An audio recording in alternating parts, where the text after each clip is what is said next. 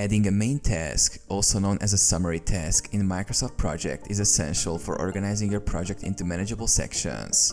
Here's how to add and manage main tasks. Open your project. Launch Microsoft Project. Start Microsoft Project and either create a new project or open an existing one.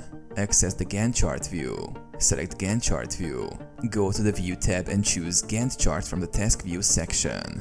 This view provides a visual layout for managing tasks and subtasks. Add the main task. Enter a new task. Click on the first empty row in the task name column and type the name of your main task. Indent tasks. To create a summary task, enter subtasks under this main task.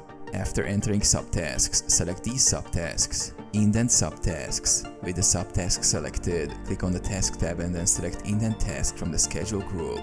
This action promotes the selected tasks as subtasks under the main task. Review the summary task.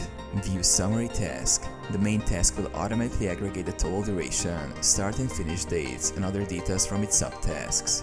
It will appear as a summary of the work contained within the subtasks. Save your project. Click File, Save to ensure that your main tasks and any updates are saved.